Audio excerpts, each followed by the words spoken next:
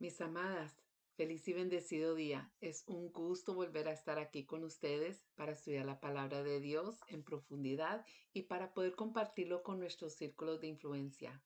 Hoy estamos en la lección número 4 y damos gracias a Dios porque nos ha traído hasta aquí. También damos gracias por su fidelidad en ayudarnos a llevar este estudio hasta los confines del mundo, incluyendo a niños. Recuerde que pueden registrar sus hijos, sus nietos, sobrinos, hasta sus vecinitos de edad escolar al programa de estudiantes que tenemos en español los miércoles en la noche por Zoom.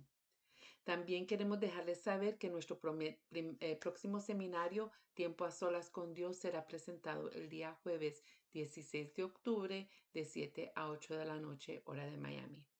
Para más información sobre el programa de estudiantes y el próximo seminario, envíenos un mensajito a bsfmiami en español @gmail.com. De verdad que es un privilegio estudiar la palabra de Dios juntas semana tras semana, pero sabemos que permanecer firmes en nuestra fe no siempre es fácil. La vida nos presiona, nos distrae y a veces nos quiere hacer ceder.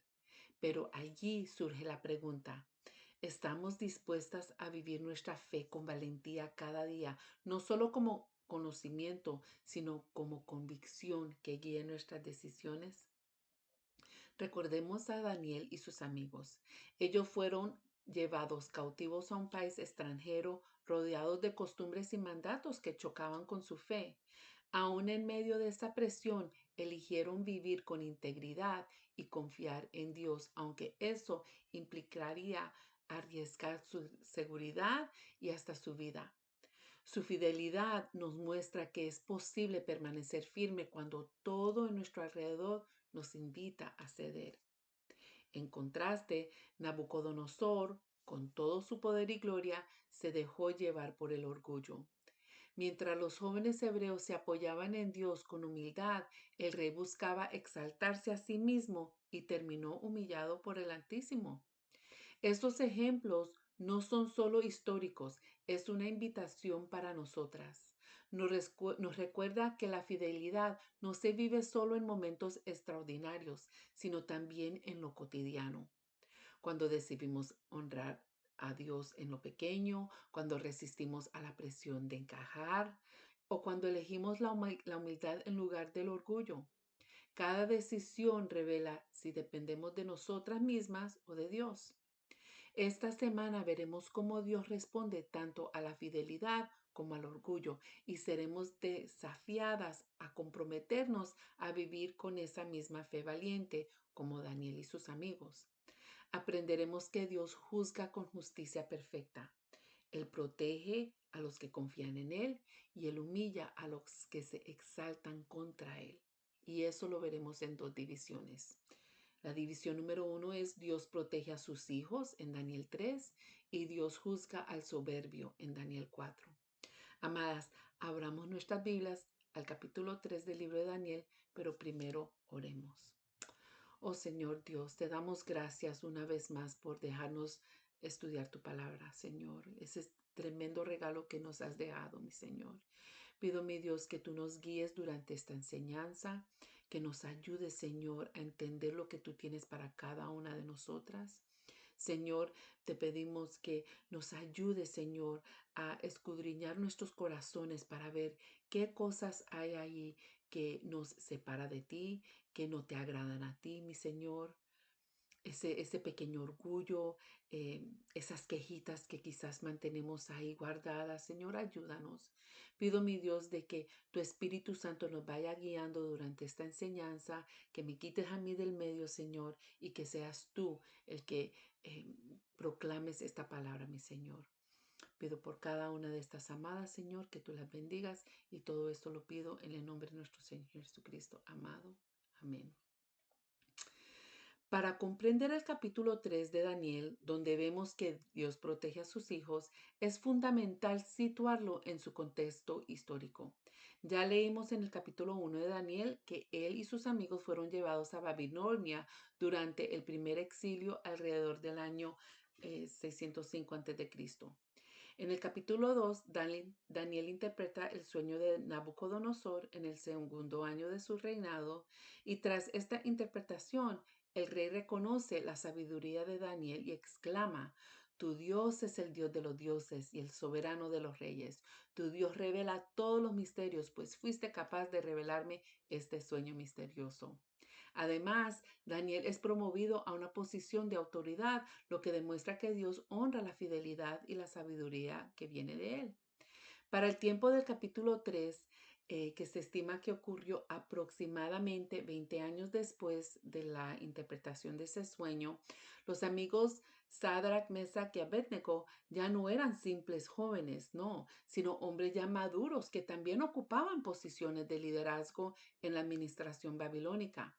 Su autoridad y responsabilidades dentro del imperio hacen que su decisión de mantenerse firmes en la fe sean aún más impresionante. Aún enfrentando la posibilidad de muerte, no cedieron ante la presión del rey, mostrando que la fidelidad a Dios transciende el poder, el prestigio o la seguridad personal. Arqueológicamente, el área conocida como el Campo de Dura ha sido objeto de excavaciones modernas y los expertos han encontrado un pedestal aproximadamente de 12 metros por 6, como unos 40 pies por 20, que se cree que podría haber sido la base donde Nabucodonosor erigió su estatua de oro. La estatua misma se estimaba que habría alcanzado unos 27 metros de altura, unos 90 pies más o menos, que dominaba el paisaje. Esta imagen refuerza la idea del orgullo del rey y de su deseo de la adoración que fuera absoluta, tanto política como religiosa. Este contexto nos permite imaginar mejor la tensión de la escena y la valentía de estos hombres. Su firmeza y madurez ante un desafío tan intimidante nos prepara para comprender la magnitud del milagro de Dios que Dios realizará y la fuerza de fe que queremos cultivar en nuestras propias vidas. El capítulo 3 comienza mostrando cómo Nabucodonosor reunió a todos los funcionarios de su reino y decretó que al sonido de los instrumentos todos debían inclinarse y adorar la estatua de oro que había erigido bajo la amenaza de ser arrojados al horno ardiente. La presión era total, no solo política, sino también religiosa, y la desobediencia significaba muerte inmediata. Si recordamos el sueño de Daniel, que interpretó en el capítulo 2, la cabeza de oro representaba la supremacía temporal de Babilonia. Ahora toda la estatua es de oro, reflejando el orgullo del rey y de su deseo de imponer lealtad absoluta.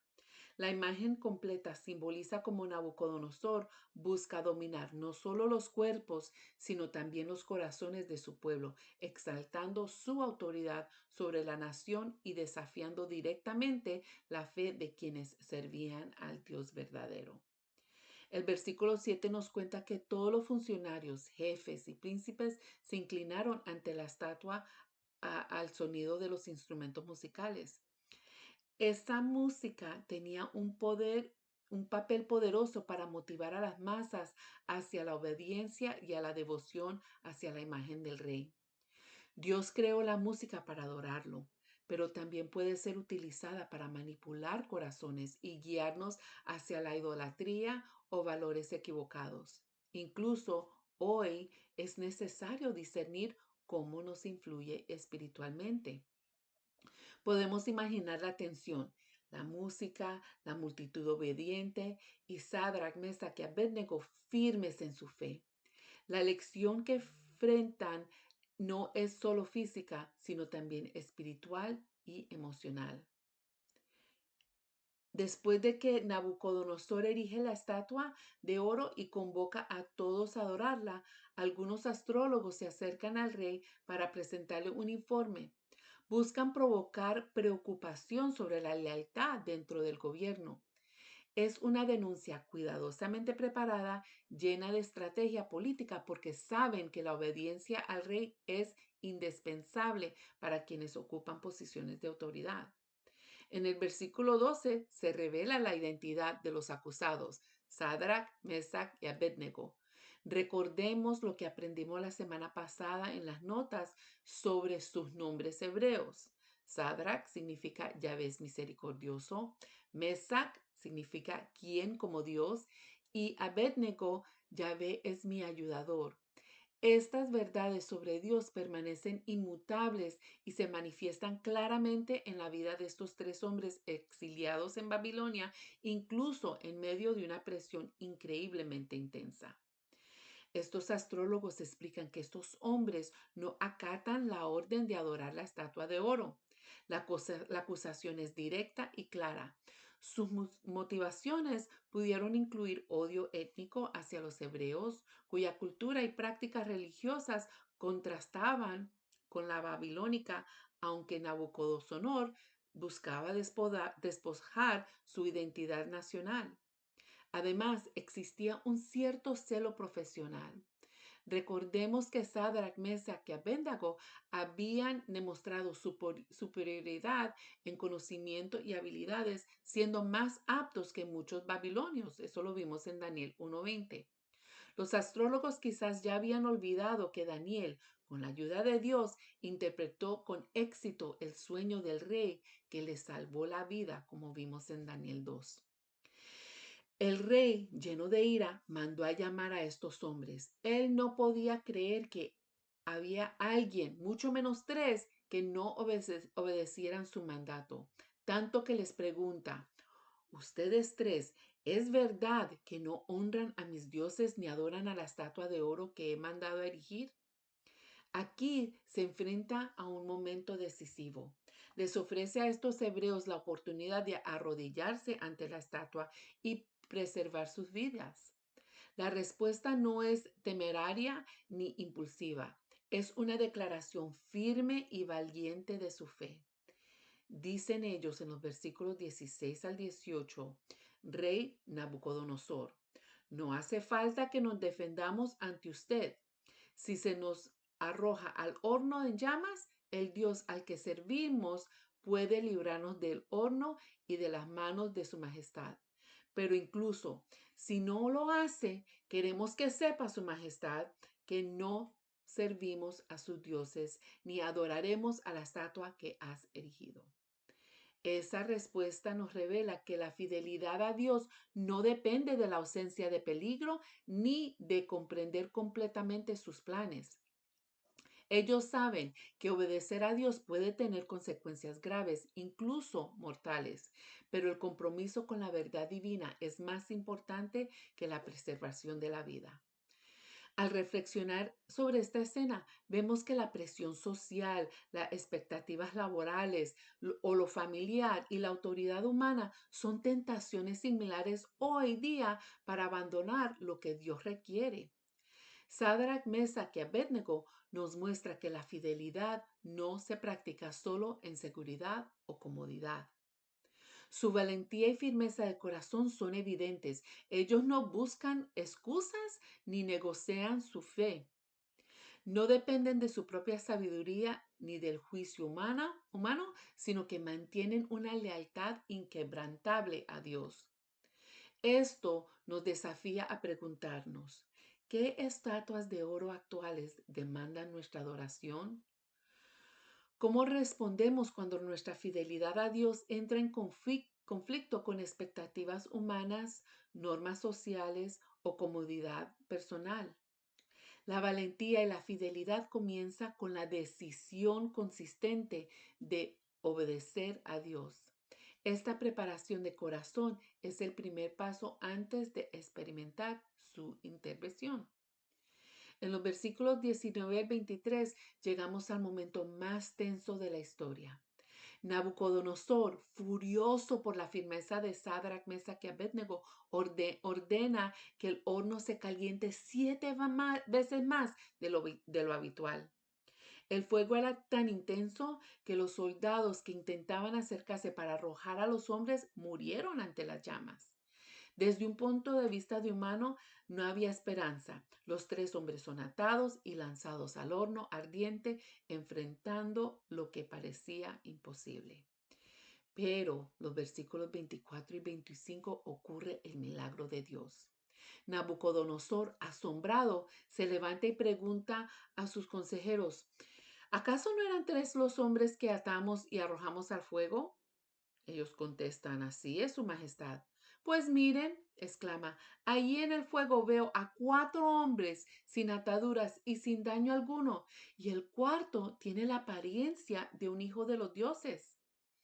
Lo extraordinario es que solo las sogas que los ataban fueron quemadas. Ni sus cuerpos, ni su ropa, ni siquiera su cabello sufrieron daño. Este es el milagro de Dios, que su presencia protege y transforma incluso las situaciones más letales. No siempre nos libra de entrar al horno, pero cuando estamos en él, su poder se hace más real que nunca. Este milagro también fue un testimonio impresionante para un incrédulo receloso y enfurecido. Nabucodonosor vio claramente a alguien como un ser divino. Pudo de que fuera una cristofanía, que es la presencia preencarnada de Jesucristo Salvador. Pueden leer más sobre esto en las notas, amadas. Hoy, nuestras propias pruebas de fuego pueden ser oportunidades para que otros vean a Jesús a nuestro lado. Sean colegas, compañeros de estudio, vecinos, familiares, nuestra fe valiente puede testificar del cuidado y la justicia de Dios. Cuando los tres hombres salen del horno, ni siquiera olían a humo. Esto demuestra que el Dios verdadero es justo, protector y responde a la fidelidad de sus hijos. Nabucodonosor, impactado, declaró: alabado sea el Dios de Sadrach, Mesach y Abednego, que envió a su ángel y los salvó. Aquí aprendemos que Dios muestra su justicia al proteger a quienes lo confían. Dios muestra su justicia al proteger a quienes confían en Él. Nabucodonosor vio el cuidado de Dios reflejado en estos hombres, y nosotras también podemos estar seguras que en medio de los fuegos de la vida, Jesús está con nosotras, sosteniéndonos y manifestando su poder y amor. Me recuerda del versículo que tanto me alienta cuando yo estoy en situaciones difíciles. Se ve en Isaías 43:2 que dice, cuando cruces las aguas, yo estaré contigo. Cuando cruces los ríos, no te cubrirán sus aguas. Cuando camines por el fuego, no te quemarás ni te abrazarán las llamas. Hermanas, al leer Daniel 3, no podemos quedarnos como espectadoras de un milagro pasado. Tenemos que preguntarnos, ¿qué significa esto para nosotras hoy? ¿Cómo nos desafía Dios a vivir con la misma fe valiente de Sadrach, Mesach y Abednego? Pensemos en la presión que enfrentaban ellos. Todo el pueblo se inclinaba ante la estatua y ellos permanecieron firmes. Hoy, nuestras estatuas modernas, que pueden ser aprobación, éxito, comodidad o aceptación, ejercen igual poder. Nos podemos preguntar, ¿doblo rodilla ante lo que otros valoran más que ante Dios? ¿Hay compromisos que justifico por conveniencia, perdón? ¿Estoy dispuesta a perder amistades, oportunidades o prestigio por ser fiel a Cristo? ¿Qué será lo que quiere Dios purificar en mi vida mediante la prueba? Como estos hombres, estamos llamadas a mantenernos firmes, a confiar en que la justicia y fidelidad de Dios nos sostiene, incluso cuando todo a nuestro alrededor parece presionar para ceder. Recordemos algo impactante del relato, que solo las sogas fueron consumidas por el fuego. Los hombres salieron ilesos, pero liberados de lo que los ataba. A veces Dios permite pruebas ardientes, no para destruirnos, sino para romper cadenas que de otro modo no dejaríamos ir. Reconozco mis pruebas como oportunidades de libertad y cercanía a Jesús. Amadas, la exhortación es clara. No busquemos salir del fuego a cualquier costo, sino pidamos que Jesús esté con nosotras en medio de él. Como un anónimo dijo alguna vez que es mejor estar en el fuego con Cristo que fuera de él sin Cristo. ¿Creemos esa verdad? Querida armada, el mundo necesita ver mujeres de pie, mujeres que no doblan rodilla a las estatuas de hoy. Nuestro llamado es confiar en Dios que protege, que juzga con justicia y que camina con nosotras en las llamas. Vivamos con la convicción de que no hay otro Dios que salve de esta manera. Abordemos la división número 2, donde vemos que Dios juzga al soberbio. En el capítulo 4 leemos escuchamos que Nabucodonosor narrando su carta como si fuera parte de su diario personal. Comienza en los versículos del 1 al 3 con este decreto dirigido a todos los pueblos, naciones y lenguas que habitan en toda la tierra. El rey quiere contar lo que el Altísimo ha hecho con él. Y fíjense que es interesante que antes de narrar lo que pasó, ya confiesa que las señales de Dios son grandes y sus maravillosas maneras son poderosas, que su reino es eterno y su dominio de generación es de generación a generación. Este hombre que en el capítulo 3 exigía adoración para sí mismo, ahora reconoce la grandeza del Dios verdadero. En el versículo 4 nos relata su situación. Yo, Nabucodonosor, estaba tranquilo en mi casa y próspero en mi palacio. Él disfrutaba seguridad, comodidad y éxito. Humanamente tenía todo. Pero justo en este contexto de paz y abundancia, Dios interrumpe su vida. En el versículo 5 dice que tuvo un sueño que lo llenó de temor y sus pensamientos lo sobresaltaron en la cama. Así actúa el Señor muchas veces. Cuando creemos que tenemos todo bajo control, Él nos muestra nuestra fragilidad y dependencia. Del versículo 6 al 7, Nabucodonosor llama a todos los sabios de Babilonia, los magos, los astrólogos, los adivinos, para que le interpretaran el sueño, y no pudieron. Eso destaca la limitación de la sabiduría humana frente a los misterios divinos. Luego, en el versículo 8 se presentó Daniel, que el rey explica que por honor a su Dios se llama Beltsasar y que en él reposa el espíritu de los santos dioses. El rey aún no comprende totalmente, pero reconoce que Daniel posee algo único. En el 9 vuelve a repetir que en él habita el espíritu de los dioses santos y que ningún misterio le es difícil. Qué testimonio tan fuerte. Incluso el rey más poderoso identifica lo divino en Daniel. Pero sabemos que Daniel apunta siempre a Dios.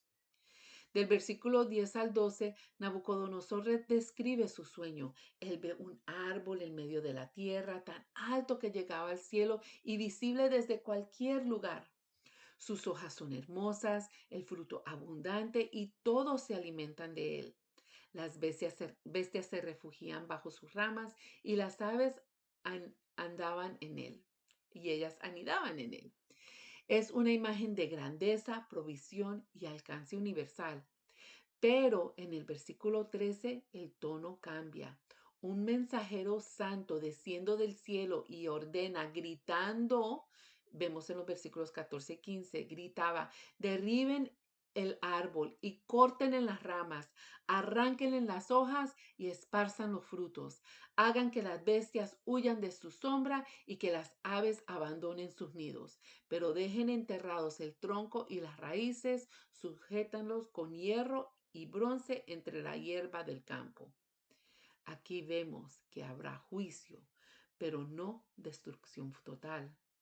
El versículo 16 nos inquieta un poco más. Dejen que su mente humana se trastorne y se vuelva como de un animal hasta que haya transcurrido 7 años.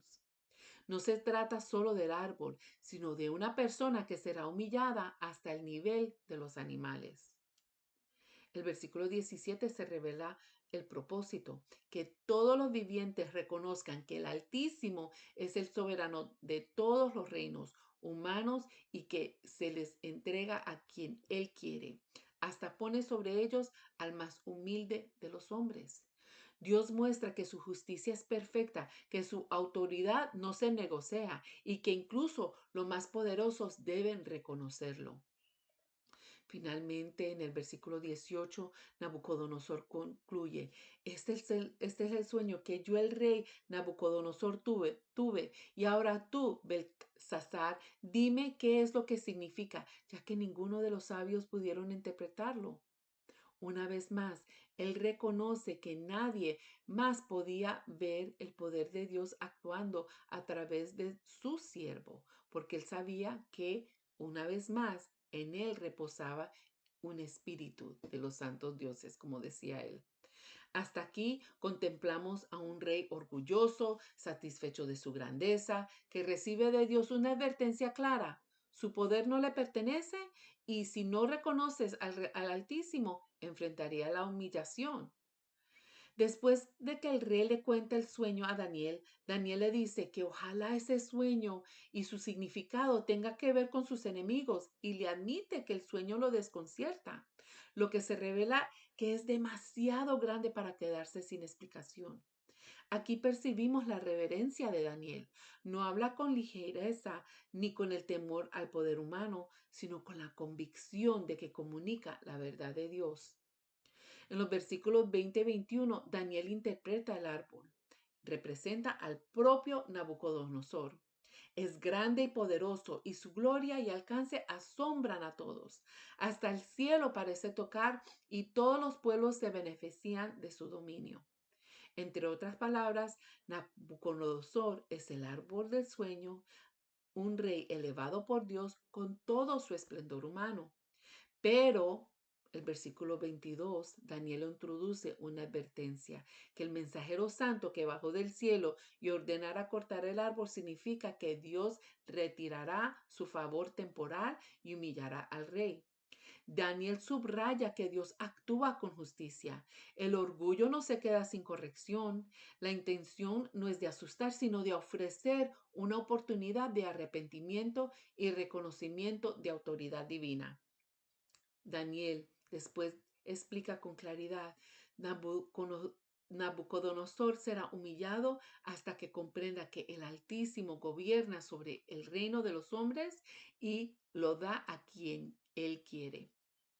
Este recordatorio es poderoso, que la soberbia y el rechazo de Dios tiene consecuencias, pero la advertencia también abre espacio para el cambio. Finalmente, en los versículos 24 al 27, Daniel aconseja al rey con sabiduría y valentía. Le recuerda que todo lo que posee, su posición, su éxito, proviene del Altísimo y que debe alejarse del orgullo. Practicar la justicia y mostrar misericordia con los oprimidos permitirá que su reino sea restaurado y continúe con favor delante de Dios. Él enfatiza que la verdadera exaltación proviene de la obediencia y la humildad, no de la alta exaltación. Y aquí vemos cómo Dios usa su palabra a sus siervos fieles para corregir a los soberbios antes de que sea demasiado tarde. Daniel no amenaza ni manipula, sino que comunica la verdad con autoridad divina, mostrando la combinación de justicia y paciencia de Dios, dando oportunidad de reconocer su poder y su juicio perfecto antes de la humillación total. En el versículo 28 vemos este incidente que 12 meses después, Nabucodonosor se muestra una vez más orgulloso y una vez más confiado en su poder y grandeza. Mientras pasaba por su palacio y exclamaba con arrogancia, ¿no es esta la gran Babilonia que he construido como capital del reino con mi enorme poder y para la gloria de mi majestad? Esas palabras reflejan cómo el orgullo puede nublar nuestra percepción de la realidad y hacernos olvidar de que todo lo que poseemos proviene de Dios. En este momento, el rey aún no ha aprendido la lección que Daniel le advirtió. Su corazón sigue enaltecido por su éxito. La advertencia dada y clara se cumple de inmediato. Una voz del cielo declara que Nabucodonosor será humillado, perderá su razón, vivirá como bestia en el campo y comerá pasto como los bueyes. Este castigo tangible revela la justicia perfecta de Dios. La soberbia y el rechazo de su autoridad no pueden permanecer sin consecuencias. Dios actúa con justicia, pero también con un propósito formativo, ofreciendo al rey la oportunidad de reconocerlo y aprender.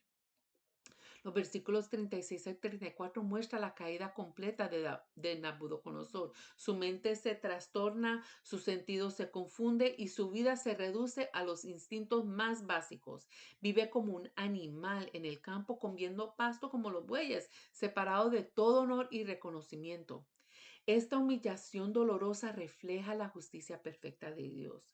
Para nosotras es un recordatorio poderoso de que nuestro orgullo no puede sostenerse ante Él y que a veces necesitamos enfrentar consecuencias para reconocer nuestra total dependencia en Dios. Los versículos 35 a 37, Dios restaura a Nabucodonosor después de que su corazón se humilla y reconoce la autoridad divina. Él levanta sus ojos al cielo y confiesa que el Altísimo gobierna sobre el reino de los hombres y lo da a quien él quiere. Esta declaración muestra que la humillación no es un fin cruel, sino un medio para enseñar justicia, amor y paciencia. Dios reprende a los soberbios que lo rechazan, pero también ofrece restauración a quienes vuelven a Él con humildad. Aquí aprendemos que Dios muestra su justicia a humillar a soberbios que lo rechazan. Dios muestra su justicia al humillar a los soberbios que lo rechazan. La historia de Nabucodonosor nos invita a examinar nuestra fe, a examinar nuestra vida. ¿Será que hay áreas donde confiamos más en nuestra posición y habilidades o tenemos reconocimiento de quién es Dios? Su paciencia nos llama a arrepentimiento ante la caída y su justicia nos recuerda que la humildad y la obediencia traen restauración y favor. Al ver la humillación del rey, comprendemos que la soberbia no puede sostenerse ante Dios. A veces la arrogancia se disfraza de confianza o de logros aparentes. Daniel 4 nos enseña que Dios es paciente, pero su justicia es inevitable. La restauración de Nabucodonosor demuestra que su propósito no es destruir sin esperanza. Quienes se humillan reciben su favor y nuestra obediencia puede ser un testimonio poderoso. Hoy, estas historias nos desafían. ¿Qué orgullo necesito entregarle a Dios? ¿Cómo responderé a sus advertencias? ¿Y qué testimonio quiero reflejar de mi relación con Él? Que nuestra vida viva refleje su poder, su justicia y su amor. Oremos. Amado Dios, te damos gracias, Señor, por tu fidelidad y tu palabra, mi Señor. Te confesamos nuestras tendencias de orgullo y de desobediencia y te pedimos que nos ayudes a vivir con fe valiente y humildad sincera, Señor. Señor, que lo que hemos aprendido en este estudio transforme nuestro corazón, nuestras decisiones y nuestro testimonio para tu gloria y para reflejar tu justicia y tu amor en cada área de nuestra vida, Señor. Pido que bendigas a cada mujer, Señor, a sus familias, Señor, y que ellas se encuentren junto contigo, Señor, aún en circunstancias difíciles, Señor. Mi Dios, bendícelas y pido que sigas exaltando tu nombre. Glorifícate, Señor, en nuestra vida, mi Señor. Y todo esto lo pido en el nombre de nuestro Señor Jesucristo, amado. Amén. Amadas, nos vemos la próxima vez. Un abrazo.